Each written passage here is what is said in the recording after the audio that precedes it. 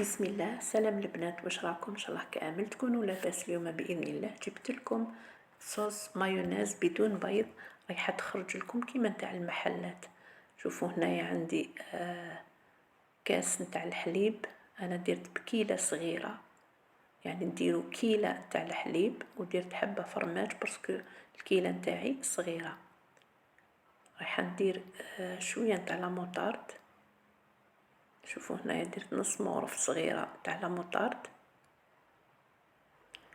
رايحه ندير كيلو ونص تاع الزيت. هنا نتوما الى كي تضربوها بغا ميكسور الى مخصوصه الزيت زيدوا لها. انا درت كيلو ونص تاع الزيت، صا ديبون الحليب نتاعكم الى خاطر ولا لا. هنا درت شويه نتاع الملح، رشه نتاع الملح، ومن بعد نذوق ونشوف. انا عندي حبه نتاع الثوم وشويه نتاع الزيتون، حوالي 5 حبات زيتون، وشويه نتاع المعدنوس او الكزبره، يعني الذوق اللي تحبوه نتوما. هنا نضربهم بالبرا ميكسور حتى وين نحس الخليط خضر. شوفوا هنايا حطيت البرا ميكسور في الارض، يعني في قاع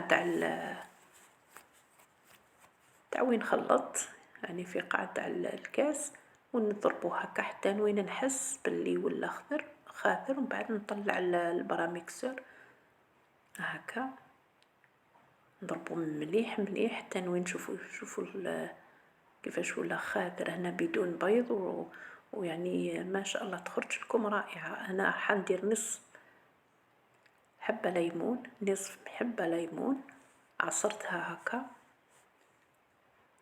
هنا تقدروا تذوقوا وتشوفوا الحموضيه اللي حبيتوها نتوما، ثاني الملح على الملح. ونشوفوا هنايا عندي ربع ملعقه صغيره نتاع الملح، عفوا نتاع السكر. الملح درناها من النهار الاول، وهذا السكر. رايحه نضرب كل ما ندير مكون نضربو هكا مليح. انا تقدروا تزيدوا شويه نتاع الفلفل الاسود الى حبيتوه. انا عندي مغرف صغيره نتاع الخل الاحمر باش تعطينا هذيك الحموضيه تاع المايونيز.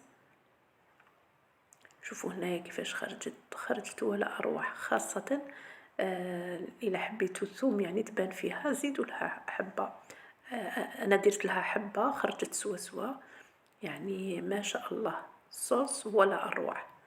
اذا ان شاء الله تجربوها في رمضان هذا، راح تحطوها فوق الميدة، راح تستبني بها بإذن الله تعالى. إذا خليتكم في أمان الله، والسلام عليكم ورحمة الله تعالى وبركاته. سلام.